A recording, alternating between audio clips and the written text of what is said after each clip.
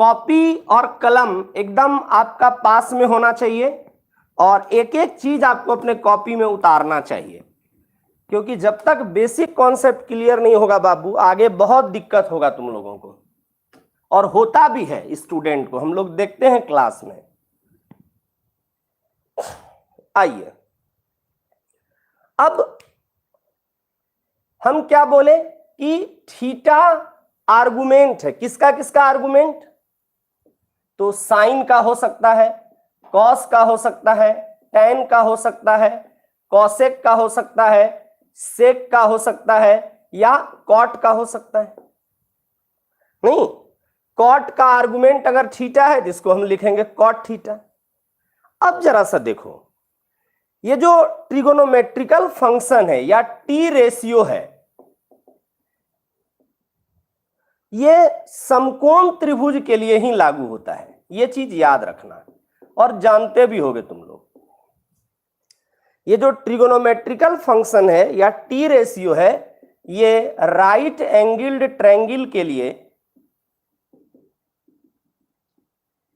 Right angled triangle के लिए ही लागू होता है। तो अब राइट एंगल्ड ट्रायंगल क्या है? तो राइट एंगल्ड ट्रायंगल है छोटू ये समकोण त्रिभुज जिसको हम लोग बोलते हैं, और ये है 90 डिग्री एंगल। ध्यान से समझिएगा, हमको पूरा विश्वास है कि मैक्सिमम लड़के का ये कॉन्सेप्ट क्लियर होगा, और यदि एक भी लड़के को अगर हम समझाने में सक्षम हो गए, जिसको नहीं पता है ये सब, तो हम समझेंगे वीडियो बनाने का मकसद हमारा पूरा हो रहा है। और जो स्टूडेंट इसको अच्छे से समझते हैं वह भी अपना जो है रिवाइज एक तरह से कर लीजिए, ताकि आगे आपको फिर दिक्कत नहीं हो। जैसे ये 90 डिग्री है और हम मान लेते हैं कि एंगल या आर्गुमेंट क्या है? थीटा है। ठीक है, तीन चीज हमको पता है। पहला P, जिसको हिंदी में हम लोग बोलते हैं लंब,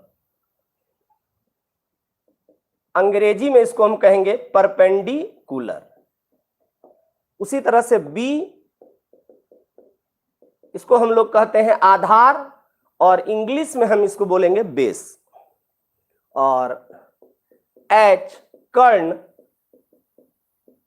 हाइपोटेनस। ठीक है, तो P मतलब परपेंडिकुलर, B मतलब बेस, H मतलब हाइपोटेनस, या H मतलब कर्ण, B मतलब आधार, P मतलब लंब। अब ये याद रखना है कि 90 डिग्री के सामने जो हमारा साइड होगा, 90 डिग्री के सामने जो हमारा भुजा होगा, उसको हम बोलेंगे हाइपोटेनस H। ठीक है, 90 डिग्री के सामने जो हमारा भुजा है या 90 डिग्री के सामने जो हमारा साइड है, उसको हम बोलेंगे हाइपोटेनस। इसके बाद अब देखेंगे कि हमारा आर्गुमेंट या एंगल क्या है। तो यहां हमारा आर्गुमेंट या एंगल है थीटा। क्लियर? तो हमारा जो ये एंगल थीटा है, इसके सामने कौन साइड है? तो इसके सामने जो हमारा साइड है वो ये है, तो इसको हम बोलेंगे परपेंडिकुलर। याद रहे, थीटा के सामने जो हमारा भुजा होगा वो क्या कहलाएगा? परपेंडिकुलर, और जो बच गया वो हमारा कहलाएगा बेस। यहां पर हम लिख दिए हैं। फिर से एक बार हम अपने बात को दोहरा रहे हैं। परपेंडिकुलर के सामने मतलब 90 डिग्री के सामने जो हमारा भुजा होगा उसको हम बोलेंगे हाइपोटेनस। आर्गुमेंट या एंगल के सामने जो हमारा भुजा होगा उसको हम बोलेंगे परपेंडिकुलर, और जो रेस्ट बच गया उसको हम बोलेंगे बेस। ठीक है, अब थोड़ा सा हम लोग आइडेंटिटीज देखते हैं, या टी फंक्शन को एक बार फिर से हम लोग देखते हैं।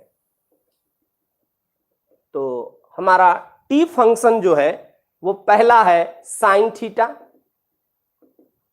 दूसरा है कॉस थीटा, तीसरा है टेन थीटा, और चौथा जो हमारा होगा ये इसका रेसिप्रोकल, तो ये हम बोलेंगे कॉसेक थीटा।